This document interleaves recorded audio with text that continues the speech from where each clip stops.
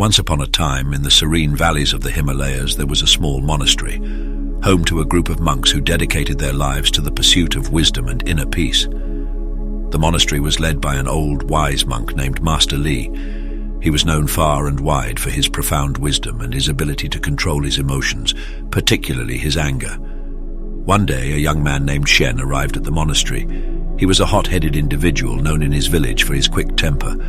Despite his flaws, Shen had a deep desire to change. He had heard of Master Li's wisdom and sought his guidance to control his anger. Master Li, with his kind eyes and gentle smile, welcomed Shen. "Why have you come here, young man?" he asked. "I wish to control my anger, Master," Shen replied. "It has caused me much trouble and pain." Master Li nodded. "Anger is like a wildfire. Left unchecked, it can consume us and leave nothing but ashes. But remember, even the wildest fire can be tamed. Let's begin your journey."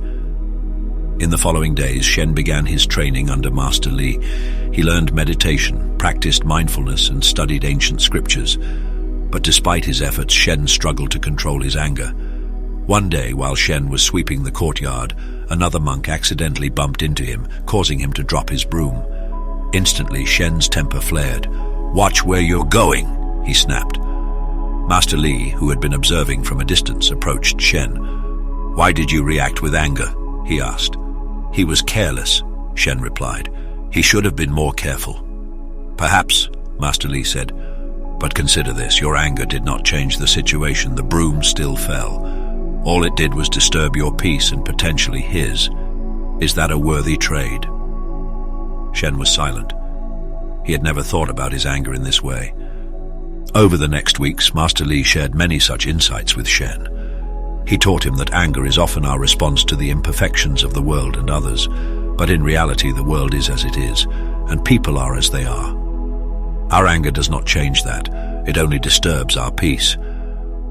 Anger is like holding a burning coal with the intent of throwing it at someone, Master Li explained. In the end, you are the one who gets burned. Shen began to understand. He realized that his anger was not a reaction to the world, but a reflection of his expectations. He was expecting the world to be perfect, and when it wasn't, he responded with anger. Master Li also taught Shen about the power of empathy. When you feel anger towards someone, try to understand their perspective, he said. Often you'll find that their actions were not intended to harm you. They were simply acting based on their understanding and circumstances. Shen practiced this. Whenever he felt anger rising, he would pause and try to understand the other person's perspective. This practice helped him respond with understanding instead of anger. Months passed, and Shen's transformation was remarkable. His outbursts of anger became less frequent, and he was more peaceful and content. One day, a monk accidentally spilled tea on Shen's robes. Shen paused, took a deep breath, and instead of reacting with anger, he smiled and said, "It's just tea, it can be cleaned. Are you okay?" Master Li, observing this, smiled. Shen had learned to control his anger. In the end, Shen thanked Master Li for his wisdom. "You have taught me that anger is not a beast to be feared, but a fire to be tamed. It is not the world that needs to change, but my expectations of it. And understanding others is the key to understanding and controlling my anger." Master Li nodded. "You have learned well, Shen. Remember, the journey to mastering one's emotions is a lifelong one.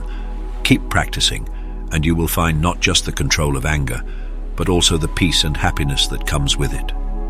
And so, Shen continued his journey, carrying with him the wisdom of Master Li. His story serves as a reminder to us all that anger can be controlled, not by changing the world, but by changing our perspective of it.